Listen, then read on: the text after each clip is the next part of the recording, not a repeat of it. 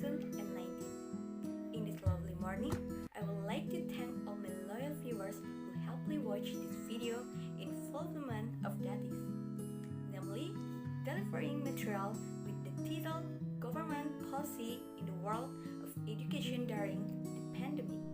So, that my presentation is clear, for that in the presentation section regarding several policies or policy principles given by the government, it will be presented in Indonesia.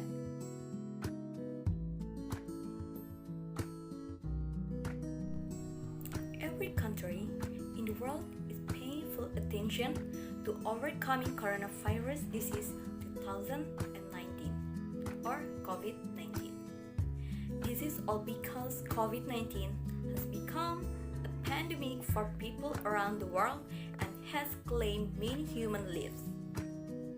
So that the government has enormous obstacles in overcoming these obstacles because it relates to economic, social, health, education, security, and other issues in overcoming COVID-19.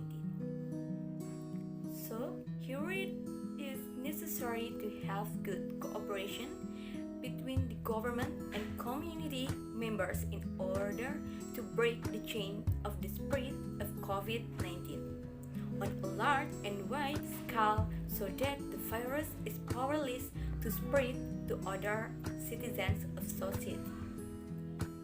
By implementing a system of obedience and discipline for the citizens themselves. This dilemma also affects the world of education, even though there has been a new regulation issued by the government with restrictions on activities in each educational unit, which makes teachers and students still have to carry out learning at home using online methods or offline methods or outside networks or with other media that can access learning models in accordance with the protocol rules in their respective education unit. The learning policy through the method also represents a very big benefit for students in the era of digital technology, so that it can give students autonomy rights so that the learning process continues even though they are very concerned about the COVID-19 pandemic emergency.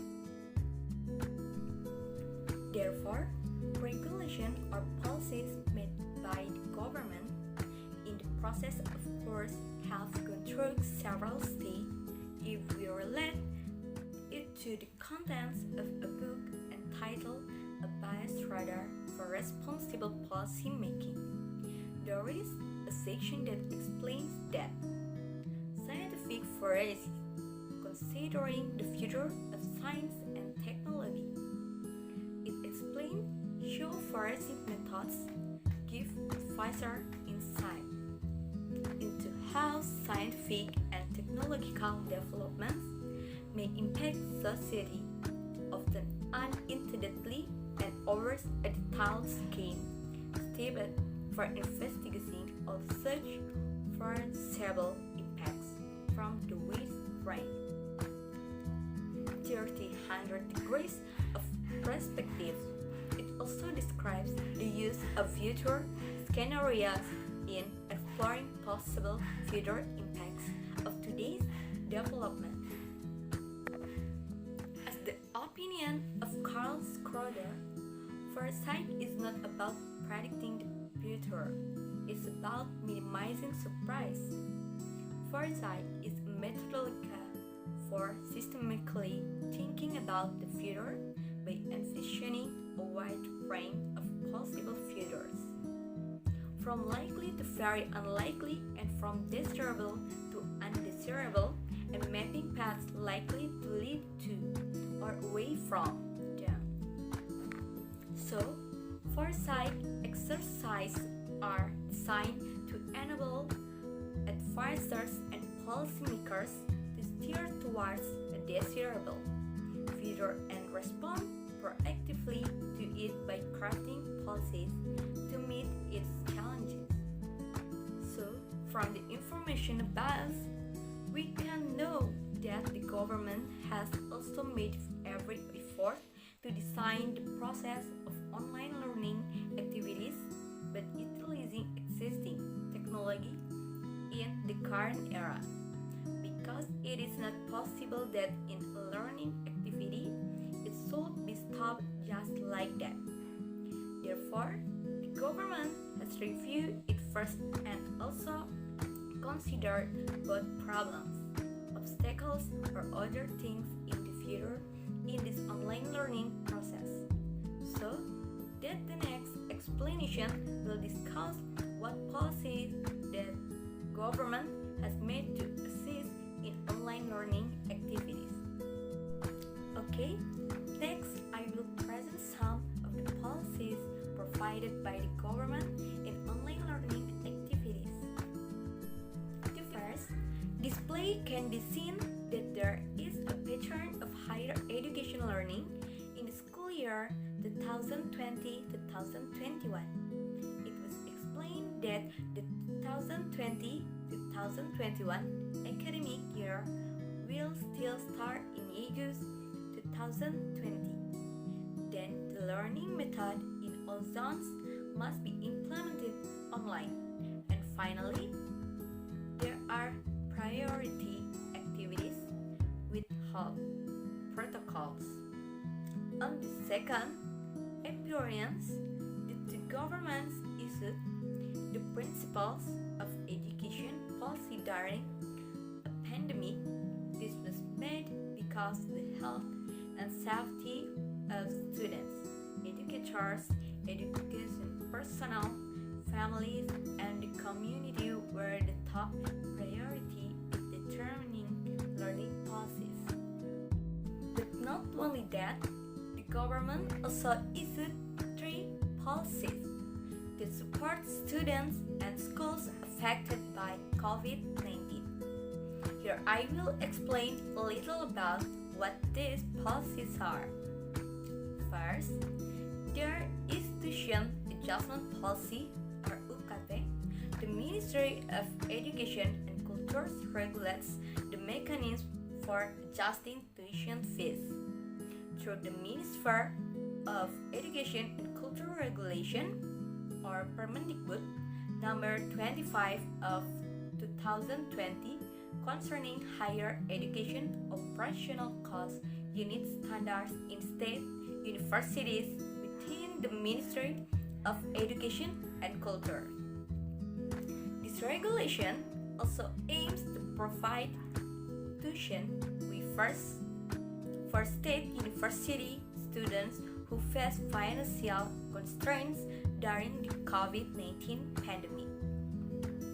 Second, there is a pandemic assistance policy for students. The increase in the number of aid recipients will be given as many as 410,000 students, especially private universities. Outside, 467,000 students who receive tuition fees for high achieving poor students and KIP. This pandemic assistance fund is especially for students with financial conditions affected by the pandemic. KIP funds for regular tuition in 2020 are still given to 200,000 new students who run semester 1 in 2020.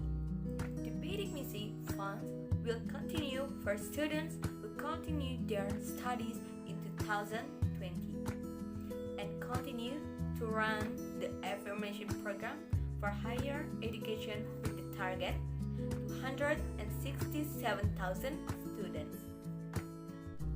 And the last policy is the affirmation bus and performance bus policies.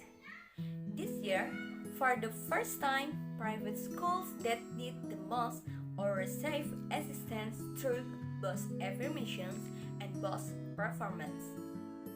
Bus affirmations and bus performance are focused on schools that are most in need and affected by the COVID-19 pandemic. The provisions are for public and private schools starting from SD, SMP, SMA, SMK, SLB that need the most, a grant of 60 million per school per year, and funds are channeled directly from the Ministry of Finance to school accounts. Those are some of the policies made by the government. Besides that, there is also a monthly quota assistance which can help ease the burden on students and teachers in online learning activities. So, in my opinion, the policy is very wise and is an alternative that the government has made, and it is also very capable where the government is sensitive to the problems faced by students or educators or in educational activities. Therefore, at this time, we all have to be together, excited in online learning activities. Even though we are spirited by distance, we don't stop moving, stay healthy, stay safe, and continue to apply 3M. Mencuci tangan, memakai masker, dan menjaga jarak. Thank you all for your attention. Hopefully the little material that I have explained earlier can be of use to all of us.